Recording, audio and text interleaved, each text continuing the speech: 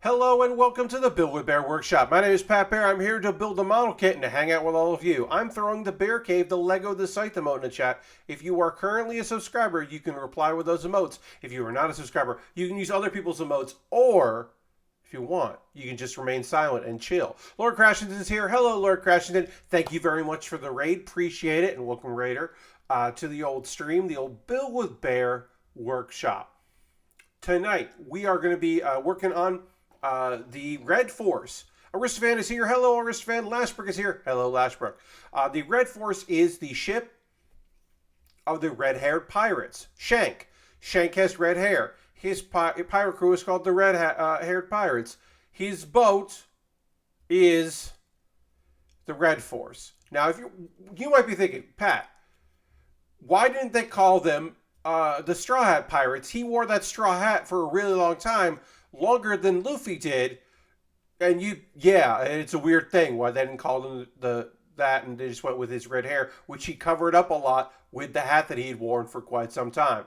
A pirate named Shanks. Well, his name is. Here's the thing. Harold's here. What's up, Harold? His name is Shanks with an S. So Shanks Red Force is Shanks apostrophe S, and it doesn't roll off the tongue. Shanks. But yes, he is indeed a pirate named Shanks. And his Red Force doesn't really have, I mean, it's got this, it's got the mast here, not the mast, whatever.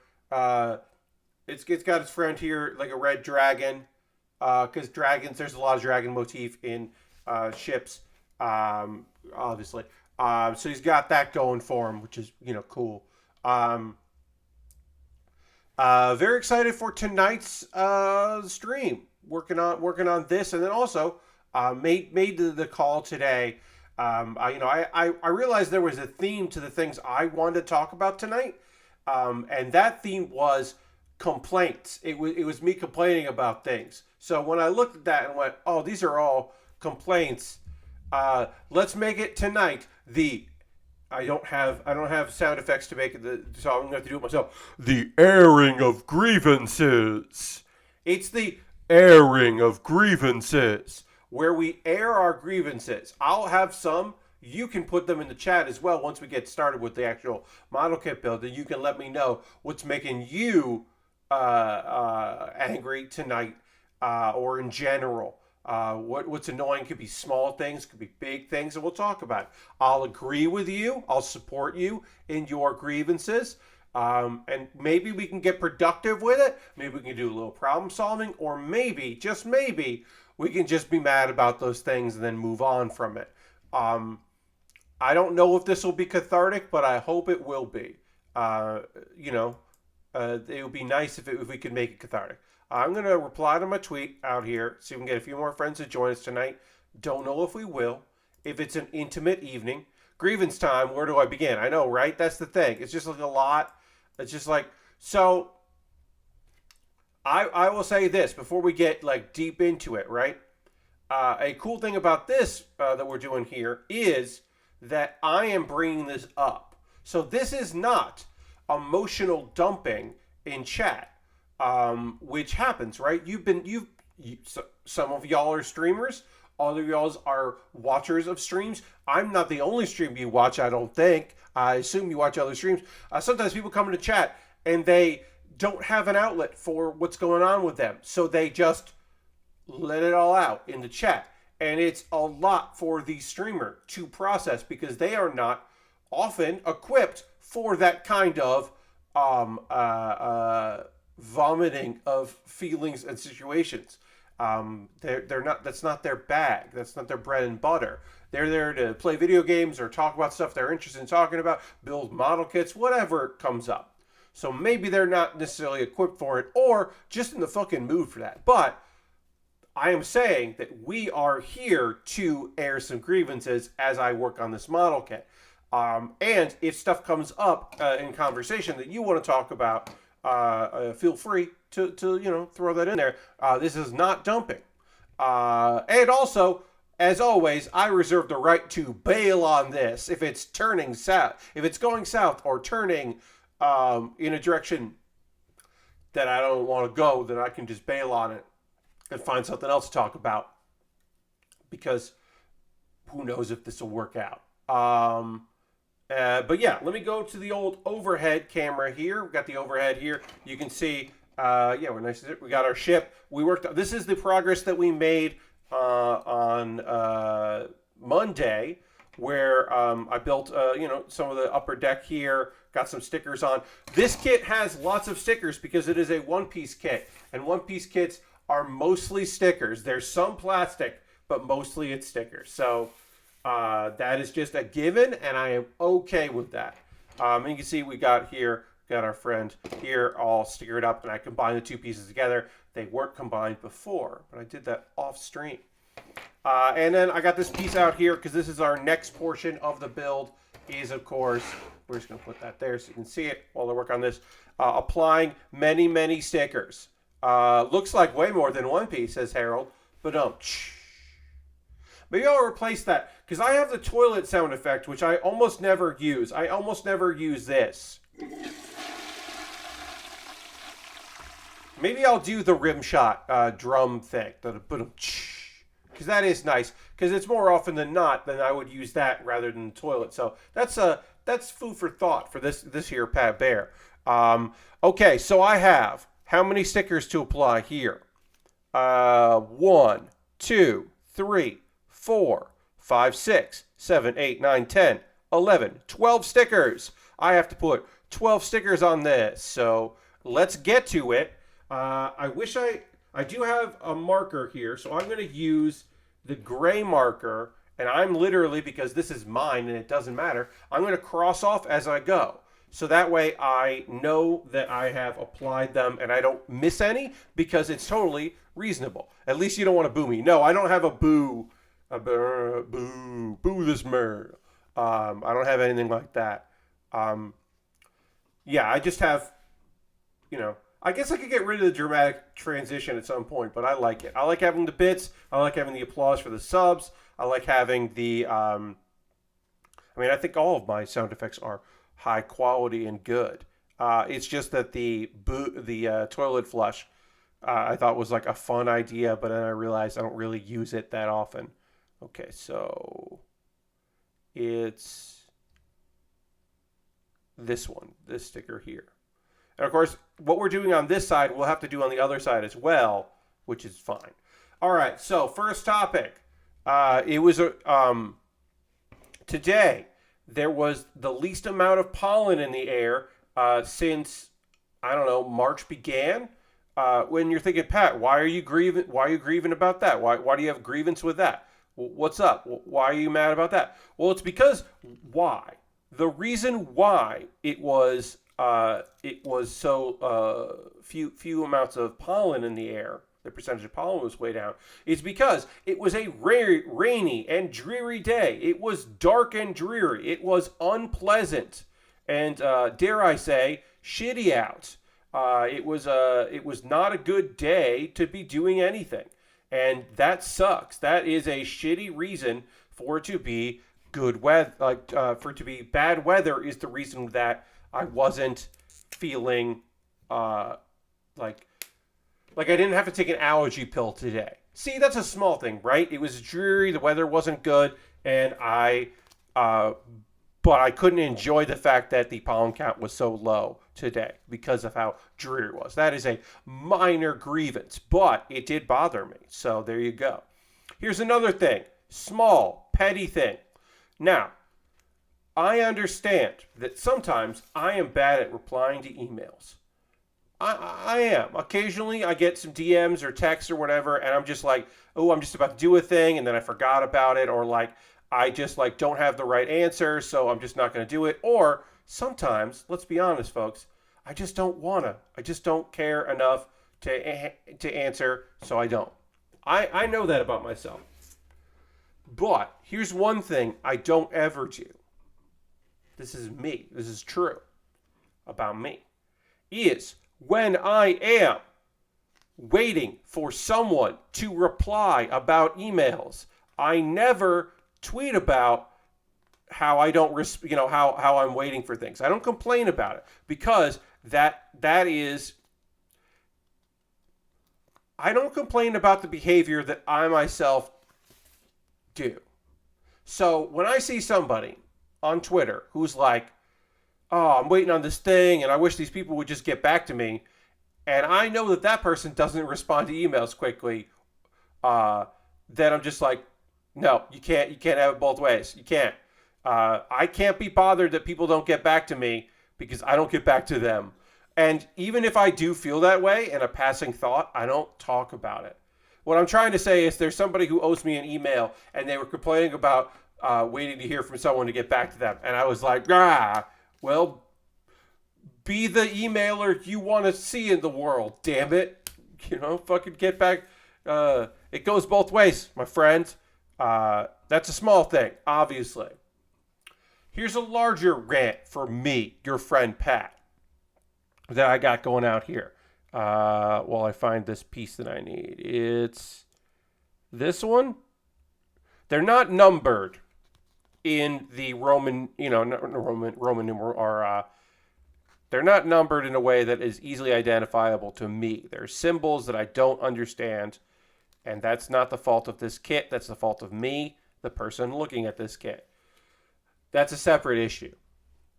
This is what I was trying to say before I interrupted myself. The big one.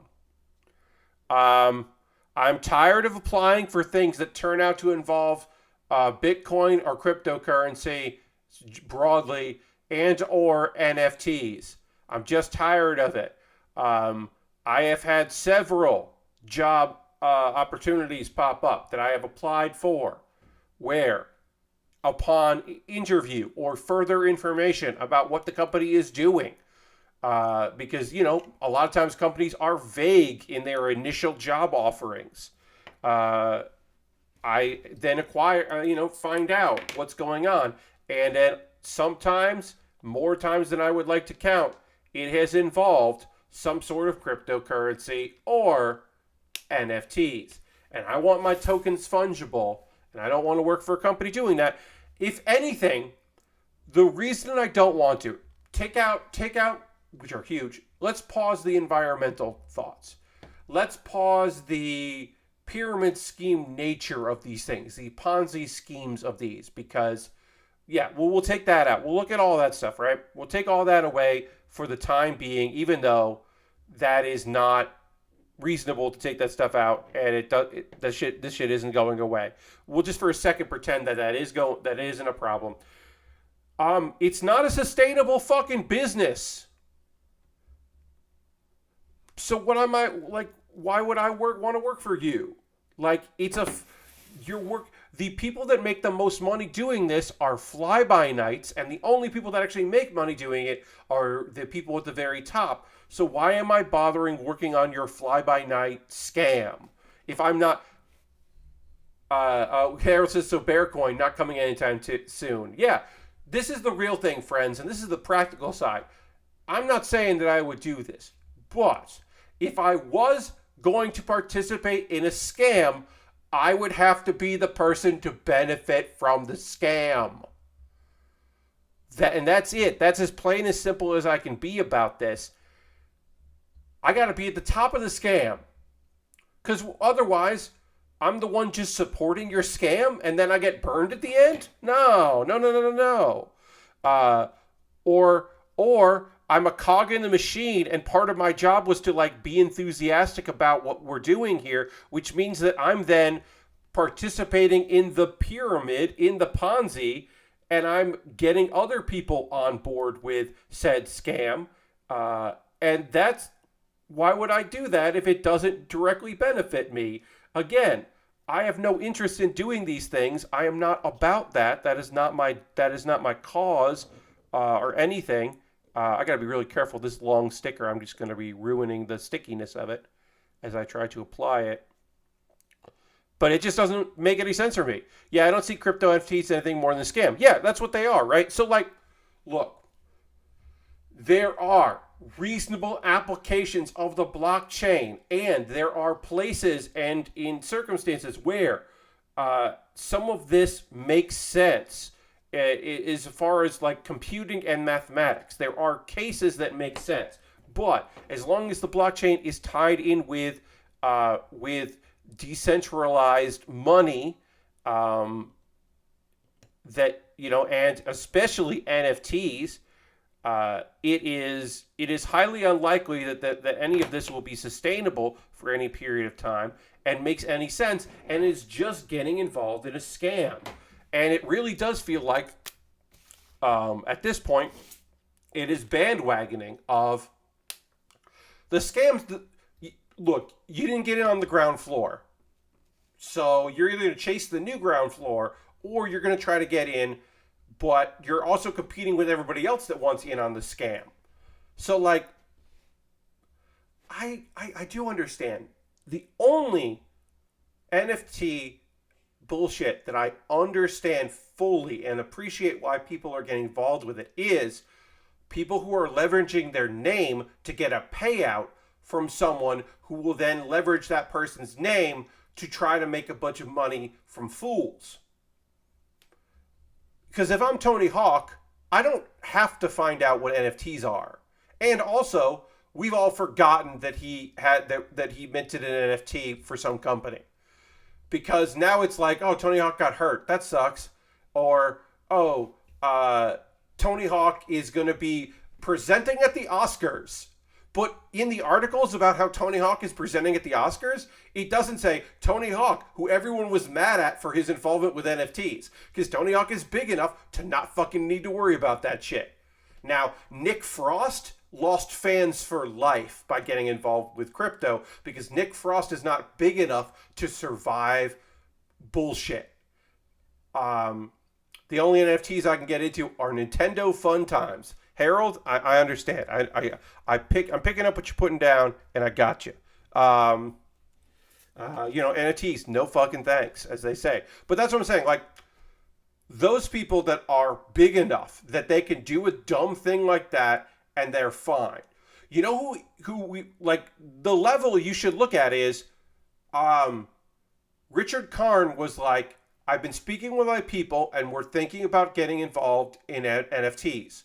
And then, literally, a couple hours later, he put out a tweet. He deleted that first tweet and put out a new tweet that said, after talking with my people, we're going to pause on this, and there will be no Richard Karn involved NFTs. Richard Karn was Al on Home Improvement, if you don't know.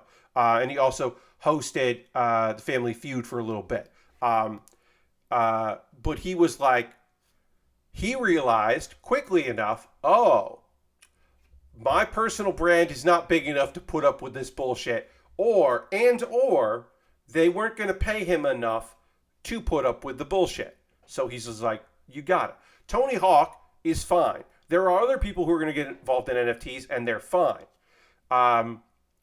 Like, I was bummed as fuck that Reggie Watts has done multiple NFTs. That's a bummer.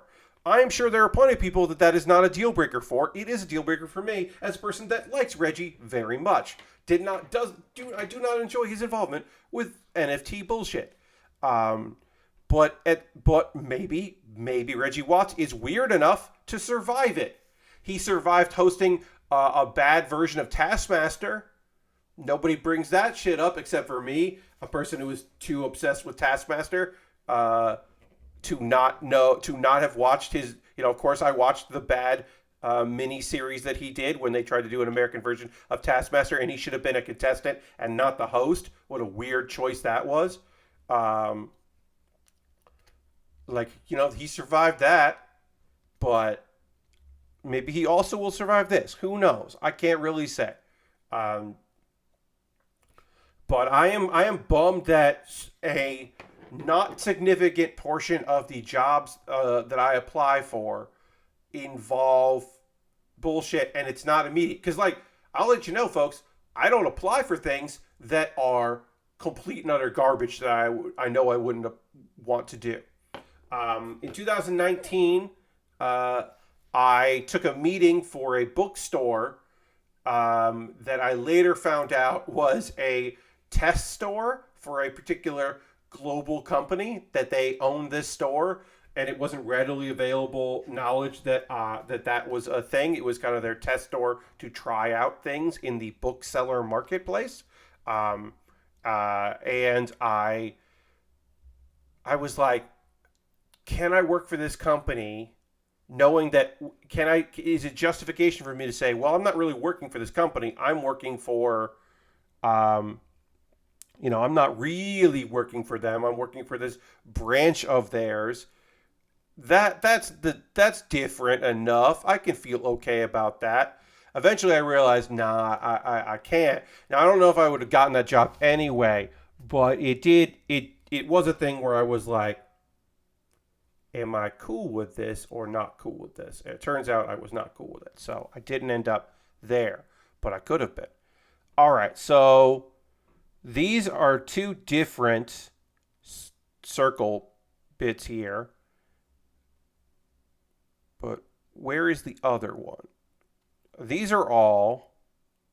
Oh, no, it's the same. These are the same. Okay, so all of these are what I need now. So we'll do that. But yeah, that was my big grievance, is just job stuff.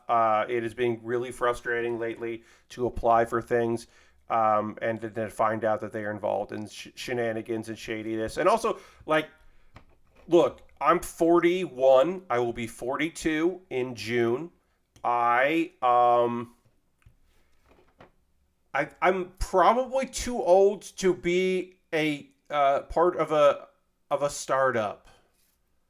Now, certainly from the perspective of people who are hiring, I'm like 20 years too old.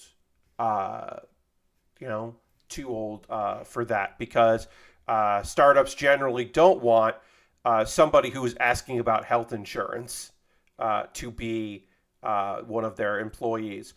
Somebody who, like I don't have one of these, but you could imagine that someone who's 42 might have a family of their own and doesn't want to think of their new job as their family. They probably don't want someone who's had more life experience than the interviewer, and perhaps has worked at more places and has more business experience than the founders who have a dream and some money from a relative. Now, do I want to be in contact with those kind of folks? In a different way, yeah. So here's the thing that I have done, and you might find this to be foolish, but who knows? So I'm sometimes I'm talking to folks. We're having a Zoom conversation about a job, and like, I know I'm not getting that job. They know I'm not getting this job. I'm not necessarily interested in a place that is going to pay me in snacks, and the minimum they can, and cool toys in the office. And they're not necessarily interested in somebody who has worked for a company that was definitely almost a failure of a cult, but was not trying to be a cult, but definitely was trying to take ideas from that, and made it out the other side. Nobody's interested in what's going on here. But it's rare that I have the opportunity to talk to somebody that has access to a bunch of money. So I end up pitching myself, because I'm looking for investors in Pat Bear Industries. Pat Bear Industries, a made-up thing that I just said there, a subsidiary of way too much time on my hands, in association with the Bear Cave, which is a collective with only one member, which is me. I'm looking for investors in me, better equipment, facilitating my move to New York, being able to go full time with streaming, all that stuff. That is the paying off my debts. These are things that I am certainly looking for investment on the ground floor of I want to say Pat Bear LLC, but that's the most realistic of the fake names that I was just saying, is that. I don't have a lot. Here's a start, says Harold, who cheers 22 bits. So we got to go ahead and hit the old cha-ching. Thank you, Harold. Appreciate you. Thank you for the bits. Over up the bits, as they say. Where did that go? I had Oh, it's actually on. Yeah, it's right there. And Lord Crashington wants to play some ska. Thank you, Lord Crashington. Put this right here.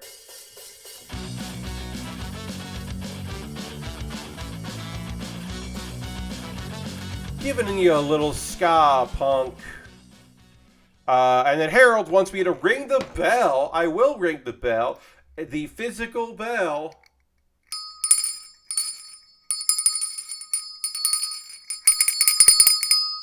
I just haven't rang that bell in a while, so happy to ring that bell. But yeah, I have sold myself to several things because. So here's the thing that almost exclusively I can reveal about people who are running startups that don't want to hire me, but also want to fill in the hour of conversation or half hour or whatever the meeting time that we had. They want to hear about New York, cool New York stuff. They want to know about famous people I've met because some of them, a lot of them know about UCB. So when they see that, they want to ask me about that and working there and all that stuff. And is Amy Poehler cool? Yes. You know, like they want to ask me stuff, and that's fine. And I get those questions a lot, and I'm totally okay with that. And then sometimes they want to know, like, so, like, what do you do though? Like, what's your like career thing, or like comedy, or like whatever? And that's when I can say, like, well, I do this, these things. Here are the things I would like to do, and I just pitch some shit. Like, there's a market for cool, weird. There's always a market for cool, weird comedy.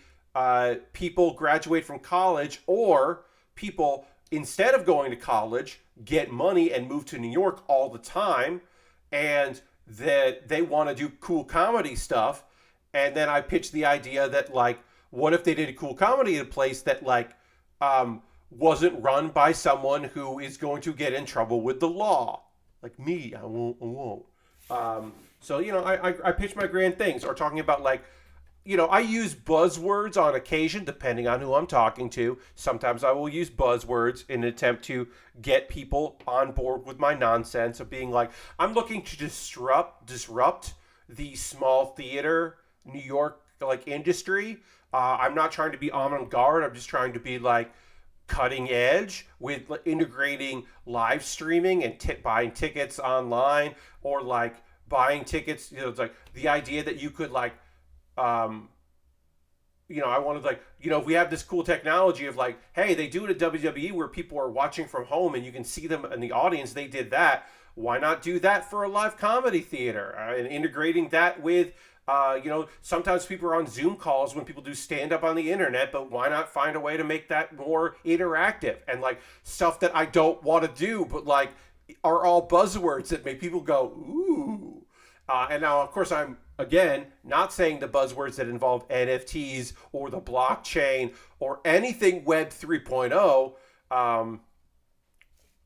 because the thing I like to say is, oh no, I want to leverage existing technologies and refine them and find people with disposable income who are interested in working with things that they understand. Because I say this, why spend all this time and energy trying to convince people to get aboard the next big thing when you can siphon off your own corner of the thing people understand and like? Which is the selling point I use, because the other one that you would say is, hey, Web 3.0 is a scam. People don't want to get involved with that shit. Don't worry about it. It's cool. Like, I don't want to say that to people that have a lot of money and also think that Web 3.0 is where they're going to make their millions or their billions. But I do want to, you know, try to get some money from some people. So I do indeed treat these interviews where I know they're not going to hire me for the thing that they want as a way to possibly get them to maybe have a conversation with me about making some money another way. Ninja fucking Turtles, I'm okay with that one too, says Harold. Although I swore Harold didn't put the asterisks in there, which I appreciate. I swore because I don't. It's my stream. It's 13 plus, mature audiences only. Even though I'm a model kit builder, I still say that stuff because this is not for kids. Every time I upload an archive of one of these streams, I have to put not for kids because there are swears and otherwise it will be hard to, also because then I can't advertise if it's for kids. Then I have to have integrated ads, and I don't have that. I gotta do product placement. I gotta do reviews where I don't say what I'm doing, and there's just like cuts to a beautiful shot of some sort of kitchen gadget.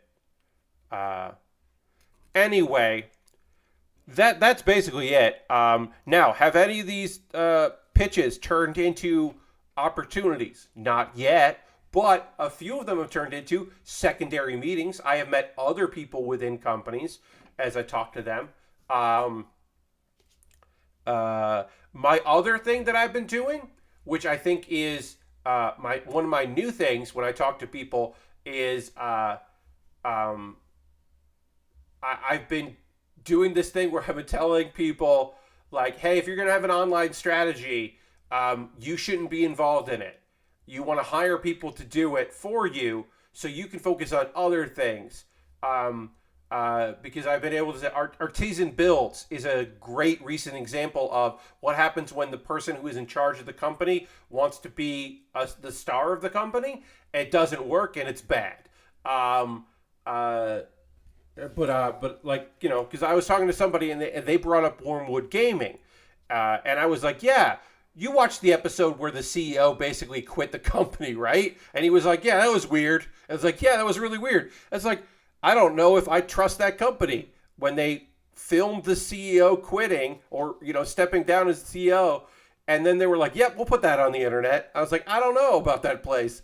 And they were like, yeah, I can see what you're saying there. I was like, yeah, I think the better thing to do would be to just hire somebody that seems like they would, that would just be your internet person, that would be doing the internet stuff, that, you know, and like, then you could just have a couple people, and if someone doesn't work out, you just replace them because it's okay, it's fine. And then also, if you're leveraging somebody that has some sort of following, then you can bring their following into your business.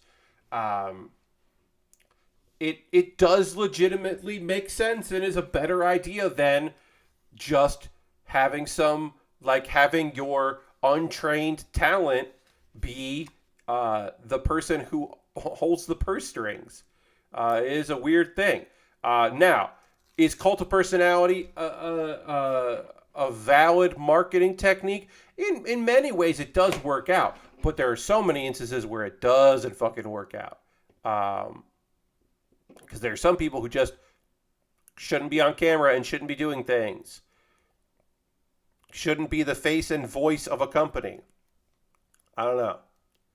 Like, if I knew that the CEO of a company streamed like 10 hours a week, I would go, that's a weird allocation of that person's time, right? That like they're taking time out of their schedule and their day, their weekday, to be like a brand ambassador for their own brand that they own. That's weird. Like, to me, that would be a red flag. I would go, that seems like a company that is like, does not prioritize its businesses, or you know, it's bad, doing a bad job of prioritizing. So that has been my kind of like, I will pitch. I have pitched, and I will continue to pitch myself to people who are not looking for a like social media person or an online person for their, you know, a face of the company, a voice of the company. I have pitched myself a few times to companies because that's like, I have the experience. I have the experience of being somebody who is, you know, who has experience streaming, who has interview experience, who has knowledge of various fields. You know, who's comfortable talking in front of groups. I've said this, like, look, like, if I can do a panel that has 2,000 people live watching and almost 10,000 people watching on the internet and handle it and do a good job, then I can probably handle your business and talking about your business, doing the research, whatever, being a proper host and ambassador for your brand. Like, I think I can handle that pretty well. So that's been my latest kind of like Instead of being a gung-ho about the job they're offering, I have been pitching the job that they have not been. Because often these days I am applying for things that I am not right for. It's not a question of being confident in being able to do that job or being like competent at doing that job. It's just jobs that I'm like, this isn't like this isn't right for me. They shouldn't hire me for this, but they should hire me for this other thing that they didn't know they needed. That's kind of been the thing. But anyway, now's a part of the stream where I want to hear about y'all's grievances. I want to hear about the big or small things. Lashbrook already jumped the gun on me, which is great. Perfect. Thank you, Lashbrook. Speaking of job grievances, I realized yesterday I need to get the fuck out of mine. My workload has literally tripled and the stress is killing me. I just got the raise with my job title change and it's absolutely a pittance. That's really frustrating, Lashbrook. It is definitely a rough thing when you feel that your time, like your workload tripling with a job title change that shouldn't be tripling with that, right? More responsibility, more things to do, more weight on your shoulders, certainly. But like, yeah, that's not like if the increase in funds you're coming your way does not make up for the amount of work that you're doing, then yeah. My hope is you can leverage that new title in an advantageous manner for getting you somewhere else or another position within a company, perhaps that is better. You're better suited for, if that's possible. Or yeah, use that new job change, the new job title to increase your your asking price for a different position. Also, this has only happened to me a couple times in my life. There's a beautiful, wonderful feeling when you are like, oh, this job, I have an end date of this job. I'm going to be leaving this job at some point. It's kind of a freeing feeling. Now, it's rough when you're like, oh, I'm leaving this job at some point. I don't know what I'm doing next. But when you know what you're doing next, and you're just like, yeah, okay, I'm here for now. It's pretty wonderful. So good luck to you, Lashbrook. I hope everything works out. But that is a good thing to realize. Also, this is counterintuitive for me. Don't be rash, because it's tough out there. So so take what my encouragement with a grain of salt, I guess. Harold says largely autism related bullshit. How people have a certain view of what autism is and that I usually don't fit it. People don't see my struggles, my sensory issues, etc. Yeah, we have it's a twofold thing. I'm not going to speak specifically on autism because that is not my experience, Harold, of course. So I can sympathize with your struggles, but I can speak on a broader sense, which is people have a very narrow definition of what things are, right? Like, specifically, if you see the symbol we put out there, right? If you're parking towards the front of a store, you have a little thing there so you can park there. Folks imagine that you have a cane, or or the van is going to open on the side and you're going to come out in a wheelchair. It's a lot to do with the symbolism of that sticker or sign, the signage, particularly. It might just be that you were an older person that has had hip surgeries and you do have trouble walking and you have trouble getting in and out of a vehicle, and having that extra space between cars is helpful for you. You're still able to operate a vehicle, but you have trouble. Some issues, some disabilities are on the inside. They're not perfect examples, obvious examples that you can point at and go, I understand what that person's going through because I can see it. Not all of that is completely. And also, we take a lot of our assumptions about what things are from television and movies, from media, and from our own personal experiences. And if we don't have our own personal experiences, we can only take that stuff from what we see, which is often not a good indication of what's going on there. And don't get me started on the month of April and certain charities who claim to speak for us, but do a million times more harm than good. Yes, specifically within your own community, I'm aware that there are many people who are not acting in the best well-being of your community that seem to speak for you as opposed to speaking with you and lifting up your own voices, which is a fucking shame and rough. Just take a look at, in general, folks, take a look at charities. You can Google it. You can see if how much money do they spend on promoting themselves, getting their name out there, and how much money do they spend on actually doing things. That is an important thing to do, to take a look at. Dirty says, I finally finished training my backups for the job I do so that my work no longer has a reason to keep me around. Joke's on them because I purposely didn't teach them everything they need to know, or so I would still be needed. So, yeah, I mean, like, as someone who became indispensable at my job for many years, that is a ticking time bomb. Being so good they can't fire you is not an actual thing. It can delay it, but it can't actually mean it. Very few people are irreplaceable. Generally, it's the people at the very, very top who decide they're irreplaceable, and we all believe them, which is also not accurate. But usually, if you are a cog in the machine, you are replaceable. Now, a thing that happens often is when people get let go, is that they suddenly realize how much stuff that people were doing because they kept getting added on. My former company had a thing where Dirty says, I just need 5 more years to my 20-year pension. Hell yeah.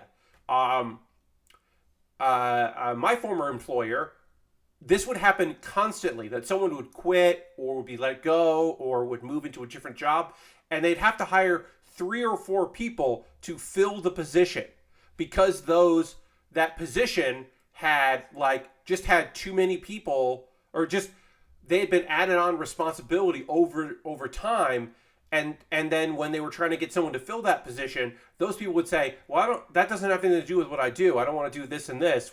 For what you're paying me? What are you talking about? So it became very clear eventually that they would have to we have to replace this person with 3 people. And that happened consistently at my former employer. And if it's a charity to support a certain group, see how the group is represented in their leadership. Yes, totally, Harold. That is also an important thing, is to see who is talking. Who is the person that is involved in this group, and the people that are on the boards, that are making up the decisions, that are putting things out there for people. Yeah, that is important to see who is doing that work. And if it's not just lip service, because sometimes it's just fucking lip service, which is frustrating because you want to help people, or you're part of that community and you would like, that the work to benefit your own community. But yeah, be careful of being the person that is irreplaceable, because eventually you start noticing that there are moves being made, and you're like, oh, they're trying to figure out how to replace me now. Okay. Sure. All right. Look at that. We got a boat here. We got a big part of a boat. The nice thing is I do know what I'm building next, because Lashbrook bought it off my Amazon wishlist. We'll talk more about that later, of course. I got the Build Burning Gundam. I'll show you a photo of it. Because it's the next thing I'm building. There's the Build Burning. It's kind of a Gundam from G Gundam, but not really, but kind of, but it is, but it isn't. And it's one of the only Build Fighters tri-kits I haven't built yet. So that's the next thing, because that was bought off my Amazon wish list. So we'll be building that next. We're not quite done with this. We still have like the stickers we have to put on this part and this part. For whatever reason, we waited till now to do it, but we will do that. That is these pieces here. We'll do that there. I think these are all the same, but I don't know for sure. Yeah, labeled. All right, let me figure this out. We'll figure these out now. Yeah, if anybody else has any grievances they would like to air, this is the perfect opportunity to do that. If there's anything going on with y'all that you just were like, I just want to talk about this, and like, it can be big and it can be small, but it is the airing of grievances. We're doing it. We're getting it done. We're making it happen. So feel free to jump in with anything that you'd like to get off your dang chest. I think I got through all my big ones, small ones and big ones, weather and more. I don't know. I think I've got through most of it. I would genuinely like people to fucking get back to me, though. That's the big one. And then not to be hypocrites about saying they need people to get back to them soon about other things, because I would like to get some stuff settled for next month, because I'm trying to get some stuff going for next month that I would like to get done. Let's see, are there any other grievances, anything else that I was like, oh, this is frustrating? I will say I'm happy that more and more stories are coming out about small indie devs and the issues there. I'm not happy about the issues that are happening there, but I'm happy that people are willing to talk about those things, because there was a belief for many years that indie was the oasis for the problems that people dealt with on large scales at large companies. But if those people who don't realize how troubling they are move into the indie space, or don't care that they're trouble, move in the indie space, then it becomes an even smaller thing. And then you also have the people take pride in big games, but people take a lot of pride in small games, right? Like the thing of like, oh, well, I mean, maybe I'm just overreacting because this dude made Gone Home, and that's an important game for people, especially marginalized people. So like Steve Gaynor can't be a problem because he made this great game. And you're like, well, that's not necessarily true. But yeah, I'm happy that people are speaking out. I'm always happy when people are speaking out. I hope people are listening, and I hope there's some change that happens in there. At the very least, I hope that people are prepared that Annapurna as a publisher has the best interest of getting a game out rather than the employees making the game, which, good or bad, you decide, but at least it seems like now people are going to know that going in. They're like, okay, well, if we have issues with this company, we're not going to waste our time going to our publisher, because that is a publisher that is hands off on that might only get involved to get something over the finish line, but would rather would rather not get into anything or even make their opinion heard on those issues. So it's like, good to know. It sucks. It completely and totally fucking sucks, but it's good to know for those companies. Lord Crashington says, how about how terrible job application sites are? Hell yeah. I was filling out an application and skipped the important resume option to save time. Import, not important. The import resume option to save time, but ran into a page that popped up a generic error about a field I filled out, but refused to point out where it was. Ended up importing the resume and fixing the issues after getting frustrated enough to start over. Helter Skelter, I'm doing good. Welcome. Tonight, as I put many, many stickers on this kit, again, I knew this coming into it. I'm aware that this is going to involve a lot of stickers. That's how these kits are designed. So I'm okay with that. But while I'm putting a lot of stickers on this model kit, we have been airing grievances tonight. People have talking big and small about stuff that that they are frustrated with it, and we've been commiserating and also agreeing with each other. Lord Crashington brings up about job resume sites. Yeah, don't ask me to import my don't ask me to import a resume. because it doesn't work. It just doesn't work. Most of the time, I import a resume and then re-enter all the information from the resume anyway. Just ask me for a cover letter and my resume. And then, like, maybe the couple questions you have to ask of, like, are you a resident of this country? Blah, blah, blah. Like, there's, like, 3 text things that people have to ask no matter what. Like, ask those things and then, like, let me do my business. Dirty wrote, my aunt passed recently, and my mom, in her position as executor, is really fucking close to enacting the clause that my aunt put in there to cut my people out of it if they start to contest the will. People had the cops called on already. No one needs this shit.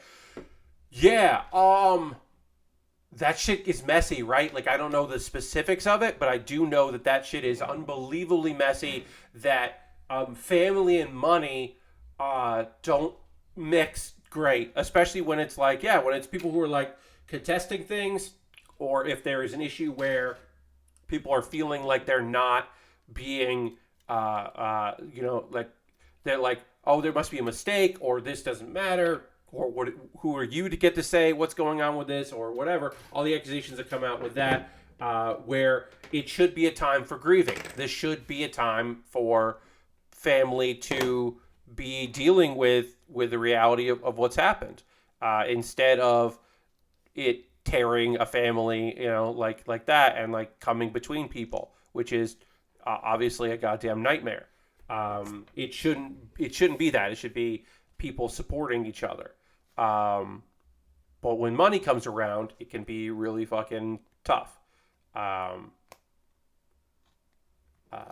It is a tough situation. So, for obviously my condolences, Dirty, but also I'm sorry for your mom dealing with stuff like that. That's a nightmare. All right, we'll get in here. But yeah, that's obviously not great at all. You just want to be able to honor a memory, deal with some stuff, get some people, some things to people that they want, and have sentimental value and all that, and then move on. But it's rough. Let's see. I guess one last thing about the job thing. The job sites are very frustrating. I spend a lot of time sending out applications for jobs, and it is consistently a nightmare to try to deal with people's weird websites, where I'm just like, just give me an email address to send a resume. I'll do a cover letter special just for you. Like, whatever. Put some things you want me to say in there, and sure, and then, send me an email. And start with an email. Don't start with a phone call. That's always been strange to me. There are people that are just like, if your like first instinct is like, ooh, I like this person, I'm going to give them a ring and try to talk to them. Like, what? What are you doing? No, don't do that. Send me an email. Send me an email. Schedule a meeting with me. Don't call me on the phone. I did have somebody who was like, so is your phone just like on Do Not Disturb? Because it always goes to voicemail. I'm like, yeah. Numbers that aren't in my phone numbers that are not, like in my system, just immediately, like they're not in my contacts. That's the word I was looking for. Stuff that's not in my contacts immediately just goes into voicemail. Because I've had my cell phone for too long. I just get scam calls all the time. I don't get calls from... I get scam calls or wrong numbers. People trying to call someone else in Connecticut, which is where I'm from, where I got my phone. And so just like, yeah, no, I don't keep up with that. And every once in a while I have to like check my messages to see if it was from like some person that wants to talk to me. It's just like, yeah, no.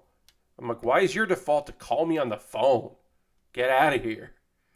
That shouldn't be your default thing. Send me an email. This is a minor grievance, but fuck any service subscription I have to call someone to cancel. That should be a button on an online account or most an email. I'm looking at you, AT&T. Yeah, no. First of all, you shouldn't have to Google how to cancel something. that will send you to the webpage you need to go to cancel it. That's very frustrating. You shouldn't have to do that. You should just be able to, at any point, just like in your like account, your like plan settings, you should be able to click a button that just says cancel, and then you can just cancel. It definitely shouldn't. It shouldn't be difficult. Certainly should not involve calling someone on the fucking phone. Yeah, you definitely shouldn't have to do that. All right, we got this all in. Got this all in. That's really frustrating. I've had that on occasion. Let's see. What else do we need to put on here? Okay, got another sticker to put on here. I got to learn it again. Got to go off these symbols here that I'm not super familiar with, as opposed to just knowing. Okay, so that's a long one there. We'll get a couple more stickers on here, and then we're going to take a pause for the cause. Folks that have been here a while know what that means. That means it's just me talking about ways you can support the channel. You know, do my personal ad reads, because I don't have any other ad reads, so I just got to personally tell you ways you can support the channel, and then we'll get back into model kit building and all that. Which, you know, will be fun, but we gotta first do the sticker thing, and then we'll do more sticker things. But yeah, we'll do that in just a moment. But I want to get this. I don't know what to call this. It's like a pagoda. It's like tower that we're gonna be putting a long sticker on. Fuck gas prices. Gas is over $6 by me. What is all about you? So as a person that doesn't drive much these days, I don't know how high gas prices are right now. I don't think they're at $6, but they're definitely not great. I have not been in the car the last time gas needed to be refilled. So I don't have a good answer for you on that, other than like, yeah, clearly it sucks. Not great. Obviously, so hopefully that'll come down a little bit sometime soon for people, because that is a nightmare. Yes, I mean, you know, yeah, that is the thing I don't have to worry about, which is nice. That is not a part of my day is worry, or my week is worrying about. Like, I don't have to worry about like knowing that like, well, you know, if gas is this high, you might as well go to Lowe's, because then you get like a discount on groceries at Lowe's if you buy gas there. Or, well, you know, this one over here is like 10 cents cheaper, so you got to go there. But you got to go in the morning because they, you know, like, you know, the line's too long later in the day. You know, I don't have to gamify getting gas, so that's nice. I was looking at some job listings on a site which included NFT game dev looking for video gamers, aka testers, with an open-minded interest in NFTs. See, at the very least, Lord Crashington, at least they say that. Like, it obviously isn't great, and we're not fans of this and whatever. But I do appreciate that they were like, we're looking for people with open minds. Like, yeah, you want to say that. Don't do that instead of being like, hey, we're looking for game testers for our thing. And then you're like, okay, so this is what the game is. And you're like, no. Open minded's paid in NFTs, says a wrist fan. I mean, yeah, who knows? But I do, like I said, I do appreciate that they're like at least spelling it out instead of like, you know, like I said, I've gotten a lot of like second or third interviews where suddenly I understand what the business is. And it was like, oh, no, never mind. Oh, you're trying to open, like, okay, you're trying to open this thing and do all this thing and have a multimedia strategy and all this other stuff that I'm like, meh. What do you have, though? What are you selling? What's your product? Oh, you don't have one. Cool. Well, if you should get a product before you start talking about ways to monetize it on the blockchain. You should like have a thing that you're doing. Also, I definitely had I definitely applied for a job that was a social media person. It was doing Twitter and TikTok and eventually YouTube for a company.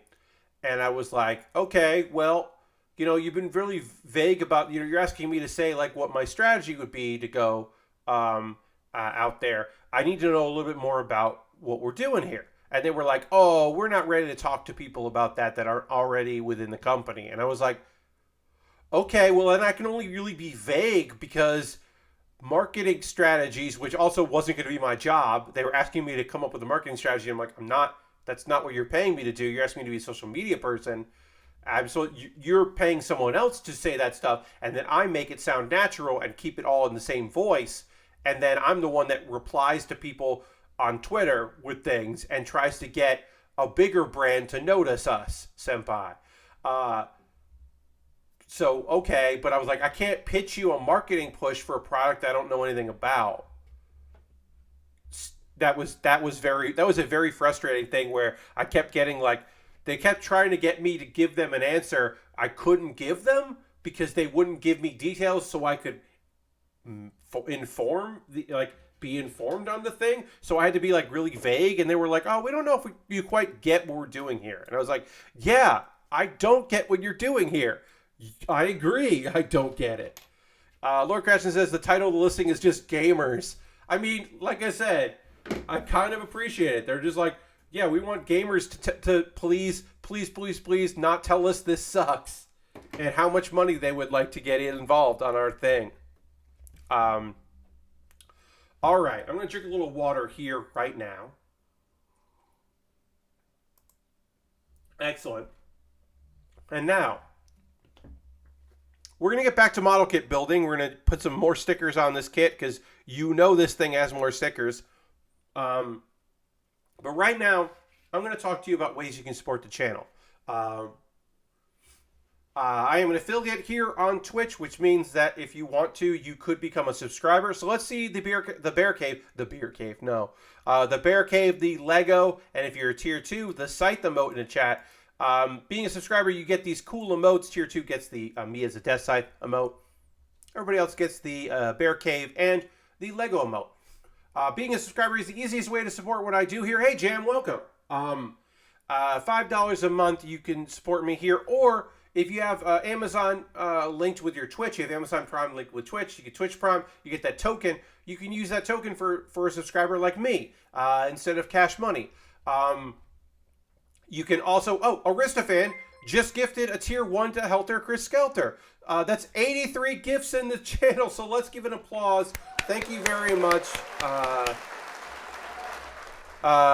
Chris, enjoy that sub, but I was just saying gift subs are another way to support the community. Again, we have our stream goal of hitting 45 subs. We're now at 42, so I can update that number. The number has gone up.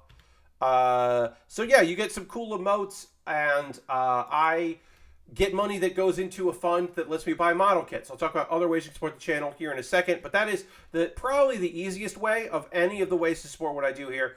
Because you're already here on Twitch.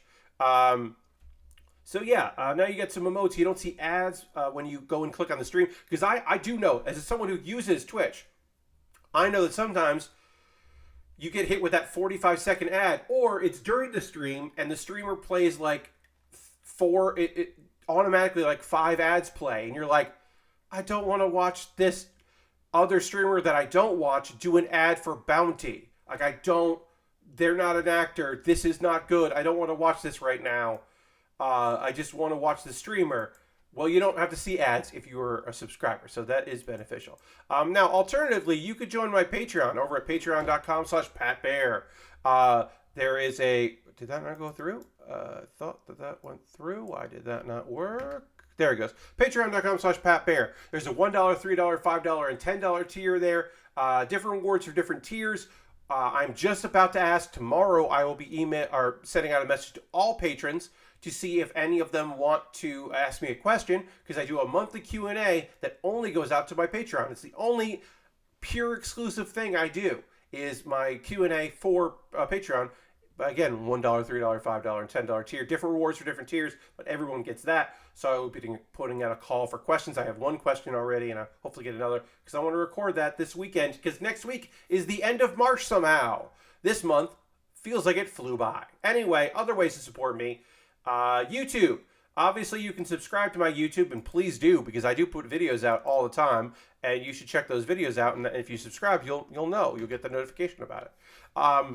But also, you can become a member there. You can join over at youtube.com, and you get my Wednesday videos on Tuesday. It's a small little thing that I can do, but that is, why not subscribe to a channel that you like? You could. And then also direct donations, because as I said, everything I make through direct donations, through AdSense, and through memberships on YouTube, through Patreon, and through Twitch goes into a fund that I take that money out to buy model kits. This kit came out of those lovely funds, and I thank you very much for that.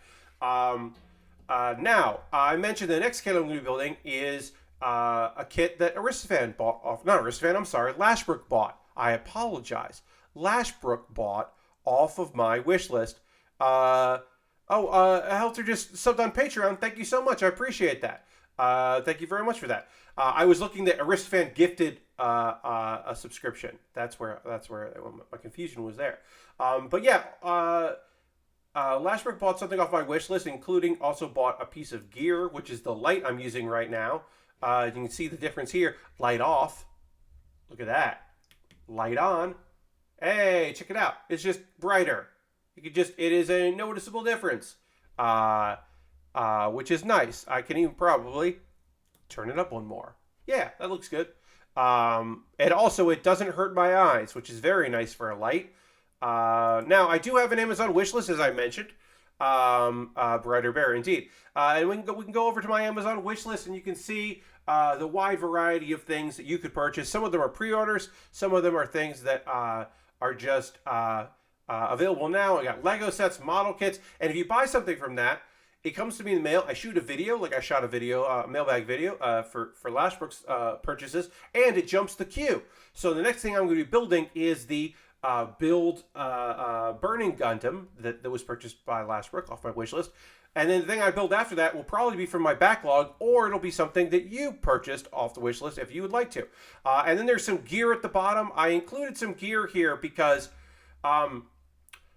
I want to experiment. My next thing that I would like to experiment, now that I have the lighting kind of where I want, is I have a camcorder. I own a camcorder. I spent a lot of money on it 10 years ago, and I can't use it as through USB. It does not get recognized as a webcam, but through a capture card or capture adapter, a USB to HDMI adapter input, I could attempt to use that camera as a webcam, and it would replace my overhead camera.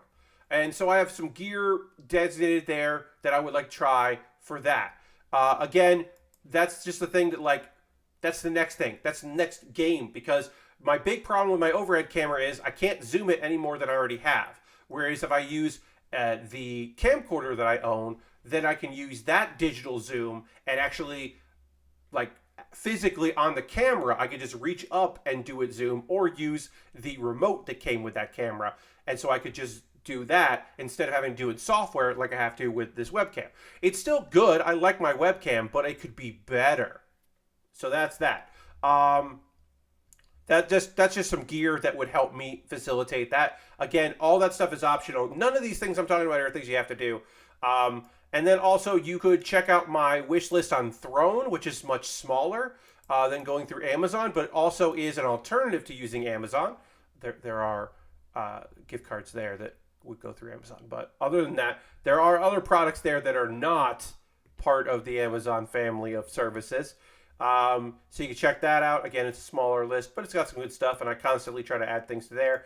And then you could buy a gift card to USA Gundam Store. They send you a code. It's not a physical card. That you get an email with a code, and then you could send that code to me in a DM on Twitter. And then I would build the thing that I would buy something from USA Gundam Store because you did that. And again, both through USA Gundam Store and Throne, anything that's purchased there will get a dedicated video on my YouTube where I say thanks to you. And you can also do it anonymously if you'd be interested in doing it anonymously. Or if you want to, with the messages, be like, don't say my name, but I want you to know who it is. People do that too. I have a Discord. It's free to join my Discord, of course. I post build photos at the end of every stream. People post stuff they're working on. Nice little community.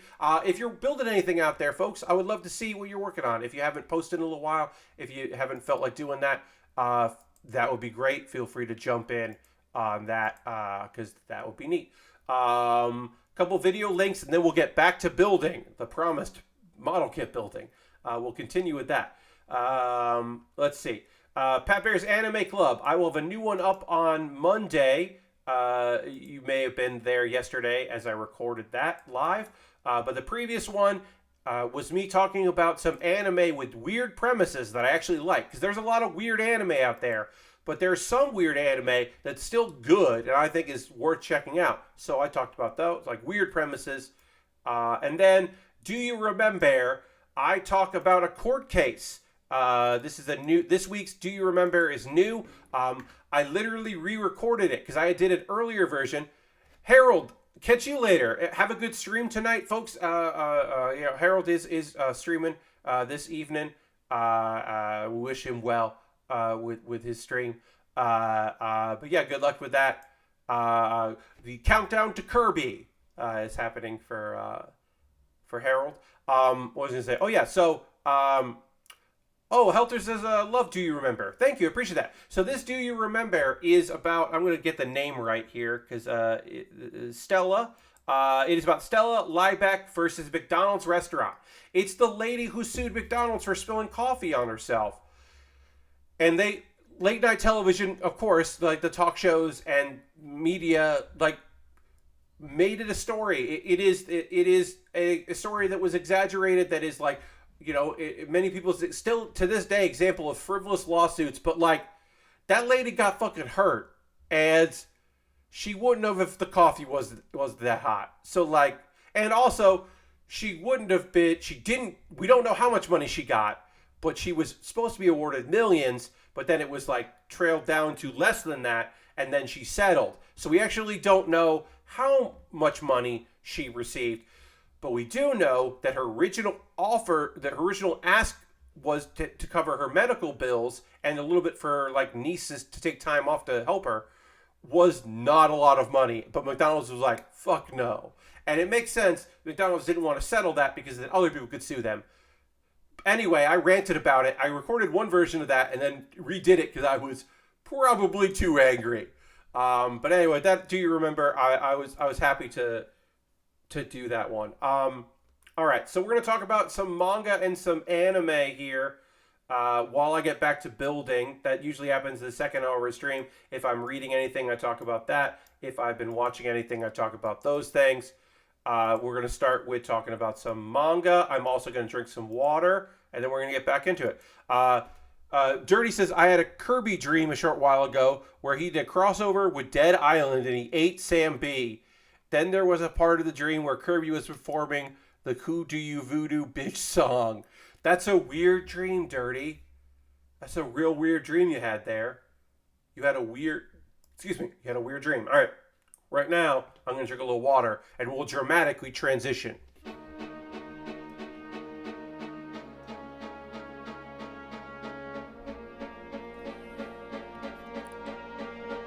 Still too long. I edited it and it's still too long. Anyway, I'm going to keep working on this kit and then I'm going to, because like, I would love to be zoomed in closer than I am here, talking about how I want to try to work with my camcorder. Well, also, the thing that holds this mic up, that arm, I don't think it hold up the camcorder, not mic, this camera. The camera arm probably couldn't handle the camcorder because it's heavier. But I do want to experiment with doing that because I would love to be able to zoom in a little bit more than I am here. This is the closest. To actually get any closer, I would have to have this camera physically closer, and then it would be in the frame, and I don't want that. I wouldn't want that. All right, so let's apply some stickers here while I talk to you about a manga I've been reading called Ossan Doing Business in a Different World. And that just means, like, old man. This old man is 35, so fuck off. But he is an older guy. So this is a manga that's been out for a while, and I have tried to get into it on numerous occasions, And even in the process of getting ready for this stream and talking about it tonight, there are chapters I didn't read. I usually, often, when I'm talking about a manga on here, I am like up to date with the translations. But in this particular instance, I'm not. There are more chapters for me to read. I want to talk about why I don't want to keep reading this, because there's plenty of stuff that, like, it doesn't hit you right. It's like, oh, this feels very like, this feels like run of the mill, or I don't really like the characters, the subject matter, or whatever. Like, we come across those stories that are just like, the more I investigate this, the more I just realize this is not a story for me. This isn't doing anything for me. Like, right? Like, that happens. We've been there before. We understand. This is B10. Let me just make sure this is B10. Yes, this is B10. There's no other piece that would fit this. This sticker just feels like a little too long for this kit, so I want to see. No, but that's the only one that would fit with that. Yeah, this is the right sticker. I guess it just sticks out a little bit. That's weird. Anyway, so I was investigating this because I was like, why am I not enjoying this story? And I'll tell you the story, and then I'll kind of tell you why I'm not feeling it. Spoiler alert, I'm not feeling it. Okay, so this dude dies. He is reincarnated into his own body in a different world, and his body is changed. He has the blessing of the goddess, which means he is already one of the most overpowered characters I've ever read in one of these reincarnation isekais. That's saying a lot, but even if he doesn't have a lot of skills, he has unlimited mana because his blessing means that he can use the mana of a goddess. So he's never going to run out of mana, which is ridiculous. And also his body is, to handle that, his body is stronger, and it's impressive in that respect. And so he's like, and also when he got reincarnated, he got summoned to this world, there's also a little fox. Wolf. There's a little wolf that's with him. And he's just like, you need a sci-fi isekai where I'm just reborn with a perfect cyborg body. Yeah.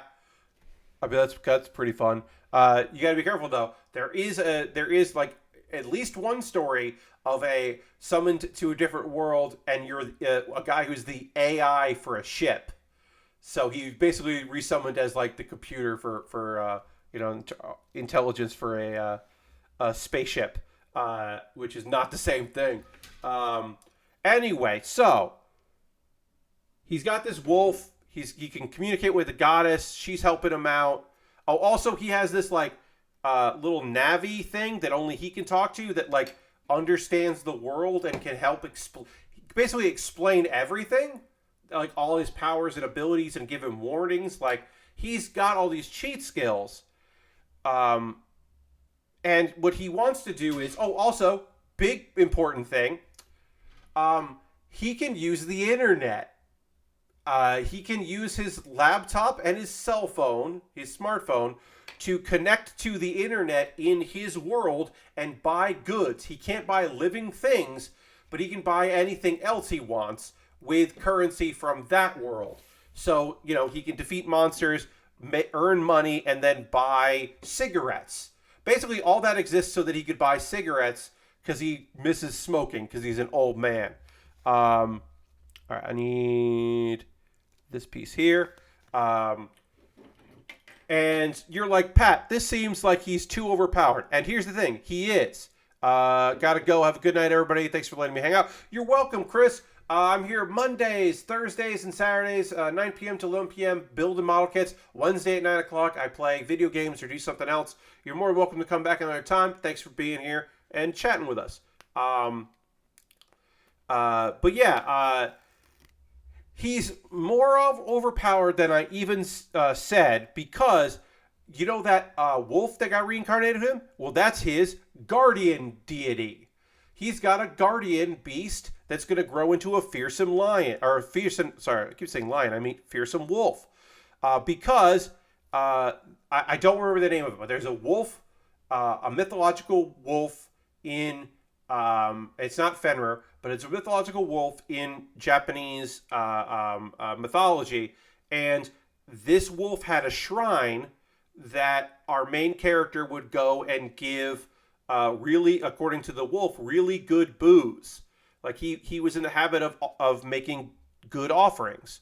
So when he died, the wolf couldn't save him, but he could make sure that he got reincarnated.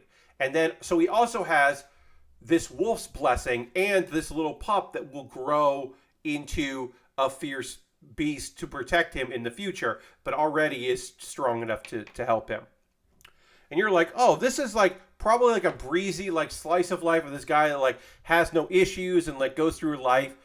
And that's where you're wrong. And that's where I realized, oh, this is why I don't want to I don't really enjoy this, is that this dude is fucking going through it. And he's going through it in ways that you don't commonly see in this style of anime.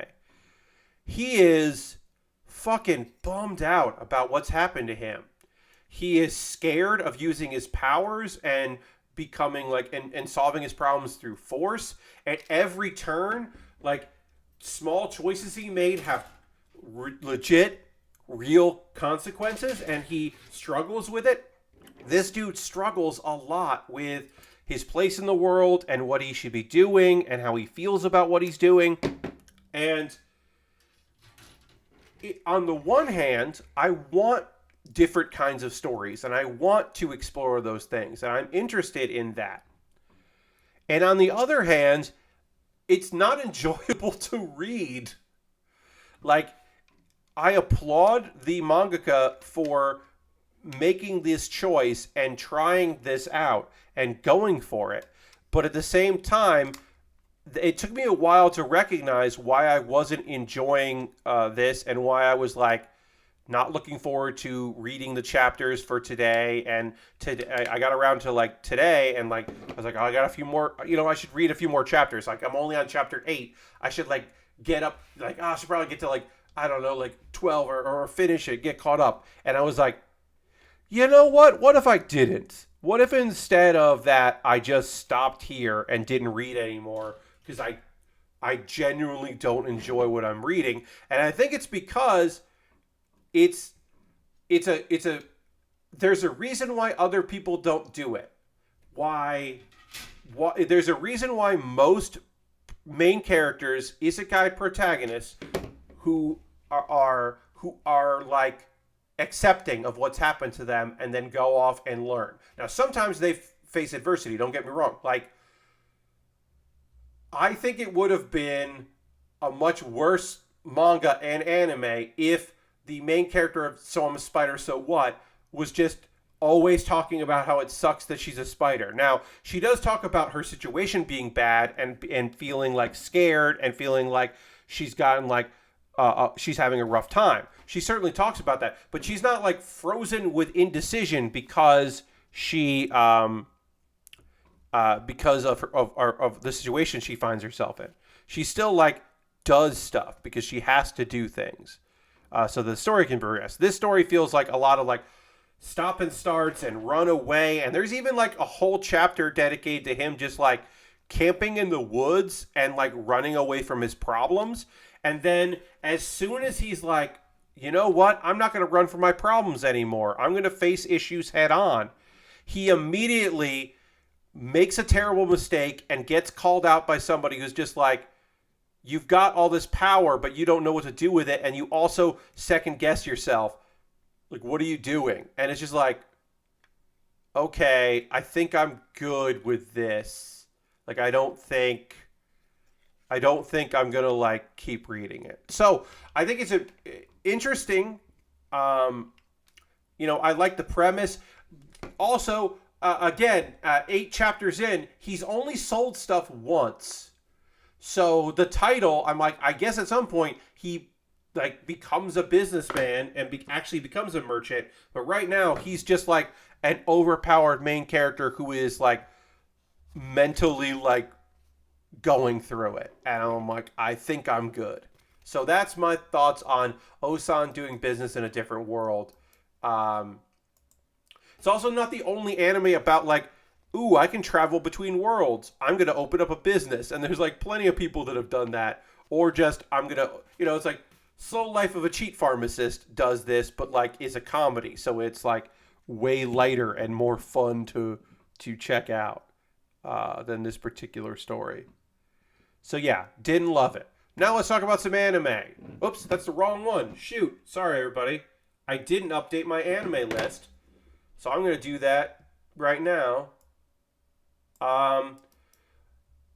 Second to last episode is She Professed Herself Pupil of the Wise Man. So I'm just going to put these in like that.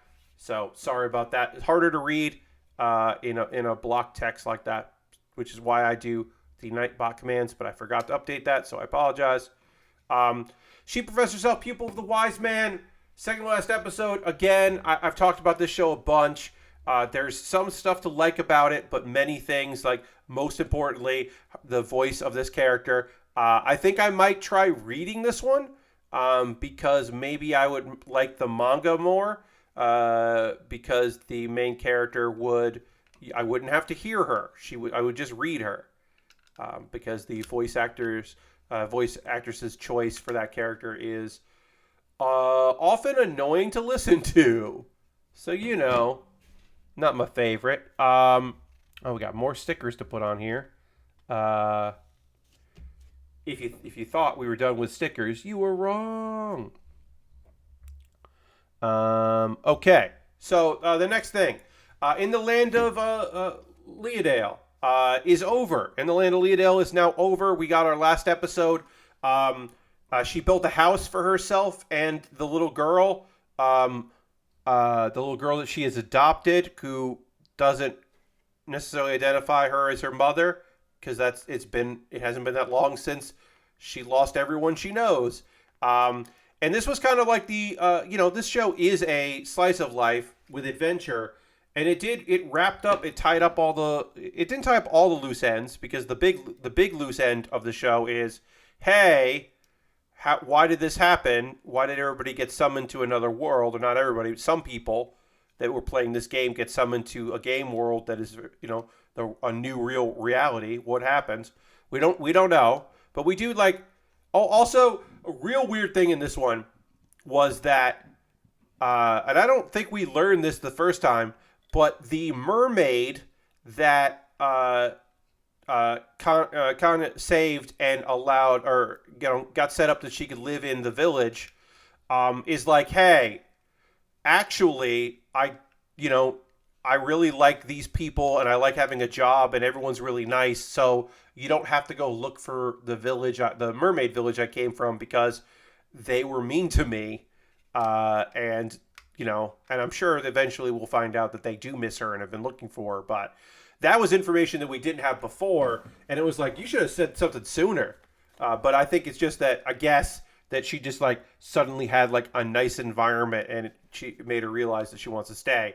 And that was like, this feels convenient. This feels like the mangaka was like, I actually don't want to like draw a mermaid village, so we're just going to instead say that this girl is happy where she is, because it's easier. That's what it felt like to me. Maybe that's not the case. Maybe I'm being rude about it. Let's see, what else? Just kind of like way more slice of lifey and kind of silly. There are still questions that have not been answered, and I don't think I'm going to read the light novel, because the manga is ahead of or the manga is behind the anime now, because it's based on the light novel. So I'm like, I don't know. This show definitely felt like it didn't have enough for 12 episodes, really, like enough action for my liking. But I do like the characters. I like the premise a lot. And I guess if there was a season 2 of In the Land of Leadale, I would watch it. I don't expect there to be a season 2, but if there was one, yeah, I would check that out. Genius Prince's Guide to Raising a Nation Out of Debt. We have our main character, Wayne, our genius, who is pretending to be a shitty prince, but, keeps accidentally, or without really wanting to, having to prove how awesome he is. We ran into issue with him today, or in this one. My favorite of like his problems, because he does run into issues where like people surprise him. Generally, it's the people that like he's not the people he's written off, but people that are like supporting him, making moves that he didn't anticipate. In this instance, he gets beaten by excellent food. The inner voice inside his head becomes kind of like a food critic, and he starts raving because this country that he wants to have an alliance with, but he wants to have a dominant position in building said alliance. He just gets won over by how good their food is. Which is a weird thing, and I was not expecting that. I was not expecting like, oh yeah, they got some really great food that he's never had before, and so like he kind of like loses his ability to rationally like talk to them, and I thought that was kind of an interesting premise. So I was like, oh, that's cool. In general, like next week, we're getting the last episode of Wise Man and the last episode of Raising a Nation Out of Debt. And I feel about that show like, yeah, all right. Like, that's generally my feeling about it. It's just like, okay, for both of those. They're fine. In a busier season, I would have dropped both of them. But okay. And then I found a way to watch the OVA for Non Biyori Nonstop, which came out with the bundle. It is considered like the 13th unaired episode. It's an OAD, or it's OAV, because it came with a Blu-ray, and then it found its way onto the internet, and I watched it. And I won't say anything more about that other than, yeah, it was on the internet, and I watched it. And it's cute. So, Non Biyori ended with the brother graduating, and the new girl, who is younger than Renge, is about to start school. So this first episode is like a bunch of little things that I won't get into things, but it's mostly like, what does that happen? So this bonus episode is like, what is it like when she goes to school? It's based on the like bonus chapters that came out with the last collection, and it's just like really cute. Of like, it's just this little precocious girl who is excited to do homework for the first time because she's never done homework, because she's heard about homework, but it's the first time she's been assigned homework. And of course, it's easy because she's a first grader, so it's not difficult for her. But she's excited to do it, and that was I think pretty funny. And there was a existential bit of business there where she was like, she didn't understand why the older girl, Natsu, didn't want to do homework because her homework was very different, and was like, well, why don't you make homework fun? Like, think about what you like and then figure out a way to do homework with that. And it was like this whole long involved thing, but at the end of the day, she still has to do her actual homework, so it doesn't matter. We're building tiny cannons, which is fun. Little tiny cannons you can barely see because the scale is all over the place. But yeah, it was very cute. I love Non Biyori. This is the part where I say, if you've been meaning to check out Non Biyori and you haven't, it is leaving Crunchyroll at the end of the month. So that's a weird thing that happened. There's a bunch of stuff that's leaving Crunchyroll that they did not continue the licenses for. They're getting all this stuff from Funimation, but they're not getting some things. So in the same way that High Dive ended up with a bunch of other things. Now, I don't know where these shows are going to end up. If they're going to end up, the real shame would be if they don't end up anywhere. If there's nowhere to watch. That kit looks smaller than I'd have expected. Yeah, the boats for the One Piece kits, all of the One Piece ships are actually really small. The comparison would be like, my mouse is a pretty okay size.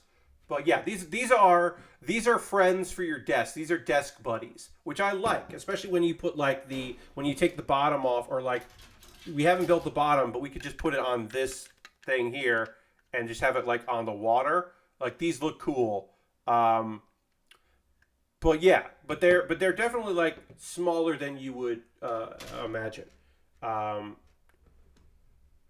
but yeah, they are pretty dense in some places. But I also enjoy putting them together because I do like One Piece. It is weird that there's a bunch of shows. Now, some of these shows could end up being nowhere and just like eventually they're going to end up on like other services. My assumption is that High Dive is going to start picking up some older back catalog stuff that Crunchyroll is not renewing. I don't know, but it's going to be weird. The list was pretty long. I'm going to see if I can find the tweet with the list. Let's see if I can find it. Oh yeah. So I had suggested Non Biyori. The big one that is surprising me is Food Wars. It might just be that Netflix will become the only place to watch Food Wars. So some of these might end up becoming Netflix exclusives as well. But a bunch of different kinds of things. Like some of them are ones that like, yeah, maybe no one's going to want to watch more of that. Like Familiar of Zero F, I don't think. But the first 2 seasons of Food Wars, but not the later ones. Golden Time. Have you heard I'm Sakamoto, which was a fun show. Himoto Umaru-chan.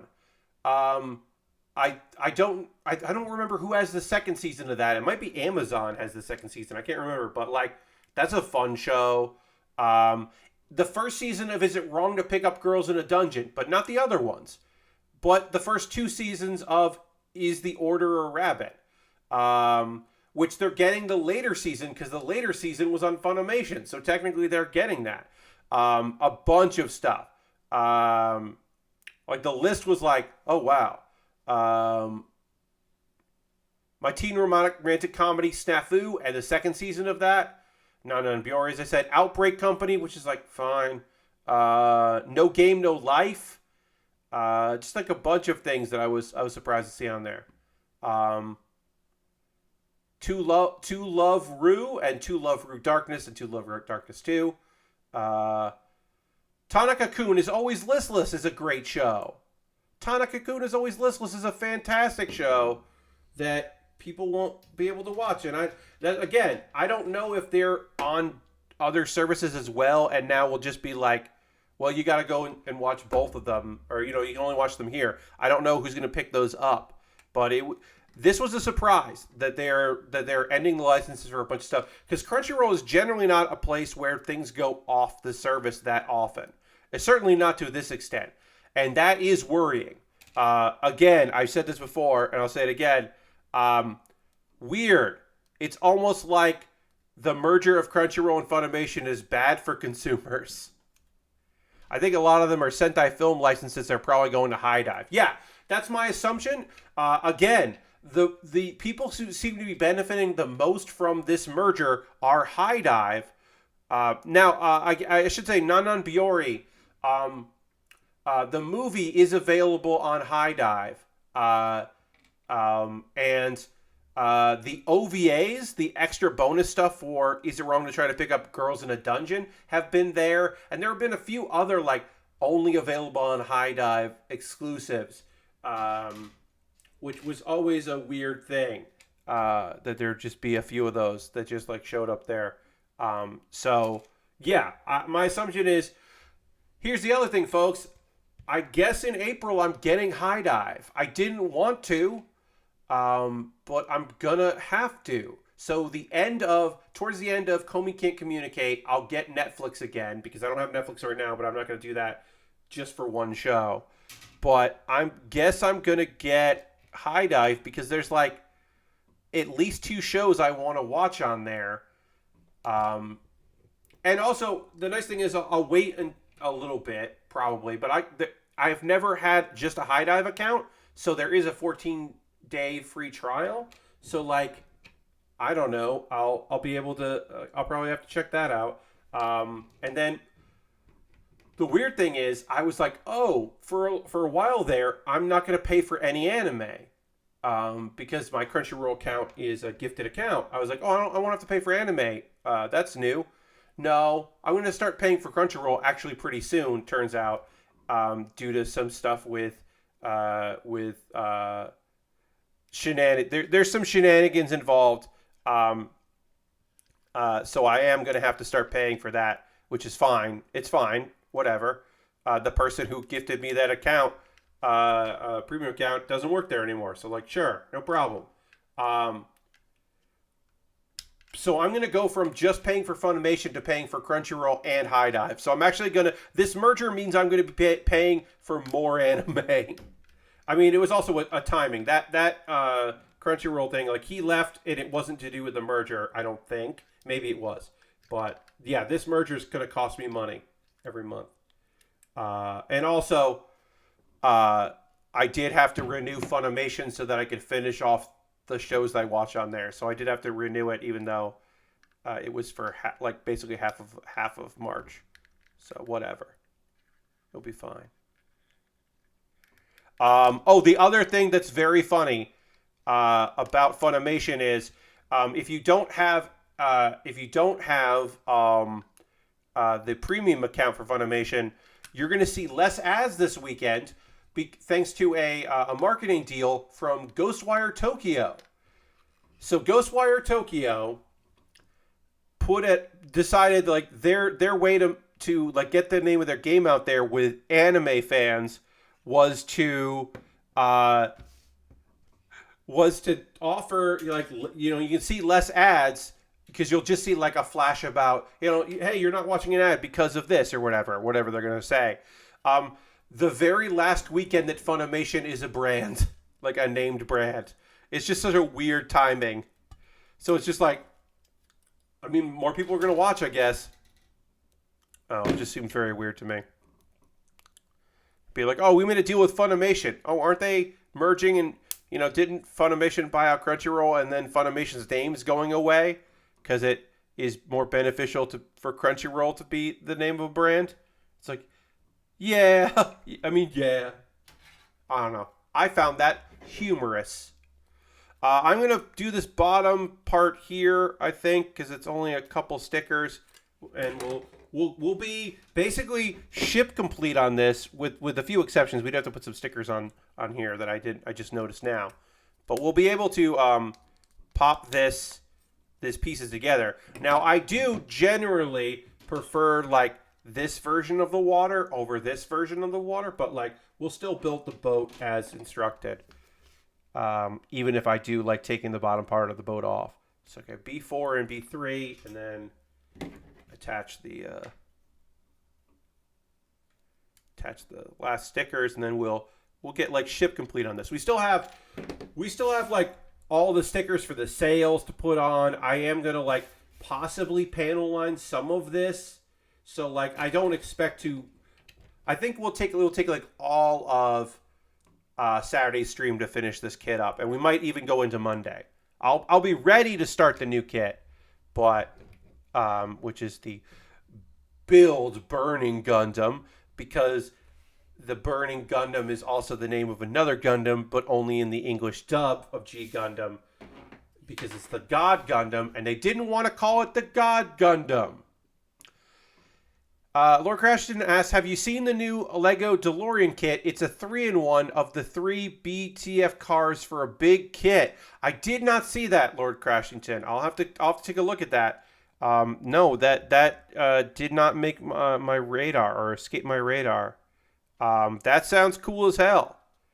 And probably very expensive, I imagine. I occasionally will pick up those really expensive kits, but not always. But that sounds pricey as hell. But also cool. That might be the first licensed 3-in-1, but I don't know. But that is rad. I don't know. There might have been another 3-in-1 that was a licensed, but in my mind, they're on. $169, says Lord Crashton. Yeah, that is too expensive for me. That sounds cool as hell, and I look forward to somebody else building it. Perhaps Felix will pick that up and put it together. but not your friend Pat. Almost 1,900 pieces. Yeah, that sounds about right. Yeah, that sounds like a really cool kit that I'm not going to buy because I can't spend $170 on a Lego set, even if it is 2,000 pieces. Just can't do it. 1,900 pieces. Just can't do it. All right, so we do have to put the stickers on the bottom here, which I will probably do off stream. But we are ship complete, so we did finish a ship, and we'll put the stand on there. Still have sails and such to build, but we can call that, like, you know, the ship is pretty much done here. So we can show off this here. Got the little stand we put on there, a little water. Front of the boat here. Looks cool. But yeah, I am gonna I do think I'm gonna panel line this at the end because there's plenty of stuff that like could use a little love that I think would look good. Dirty says I'm having a slight issue of being unable to look up movie times for EAAO as no theaters in my area are showing it, carrying it tomorrow. Oh, that's a shame. Still waiting for the Lego Horizon Zero Dawn kit. Oh, yeah. But yeah, I'm sorry. I'm sorry about that, Dirty, that you're not able to check out a movie because it's not going to be around you. That's getting released in May, isn't it? Asked. About the Horizon. Yeah. But you can still anticipate it. I think that is May. I don't remember. Anyway, that it does sound cool. That's going to do it for our stream tonight. Thank you, everybody, for being here. We are going to raid. That is how we end every stream. So we are going to go on a raid. I'm going to see who we want to go spend a little time with here. I don't know yet right now. But we are going to go hang out with somebody. I'll be back on Saturday continuing to work on this kit, so I hope you come and hang out. Let me just... I like that. We'll keep it there. We are going to go on a raid. Again, I don't know who we're going to go hang out with here. I'm going to go see who's doing stuff that we want to go check out. So we'll go see who's doing things. You know what? We should go. We're gonna go raid Harold. Now Harold is obviously from chat. Harold is playing Kirby Star Allies, and then we'll eventually around midnight be checking out the new Kirby game, and we'll be getting into mouth mode. So we're gonna go give Harold a raid. Because that's a nice thing we can do. So let's just go put that code in there. So feel free to come along on this raid once I get it set up. Because Harold is good people. Obviously, you know Harold from being in the chat, H-Bomb and friends. So we'll give Harold a raid. And thanks so much for coming out on the stream tonight. Come along on this raid because Harold's good people. Thank you everybody for being here. I hope you have a great rest of your evening. I will see you on the next stream. Yeah, have a good one. Thanks for coming along on this raid. Harold's a good person, and we're gonna have fun hanging out with him while he plays some Kirby games. Thanks for being here. Have a great night, everybody. Goodbye, everyone. Goodbye.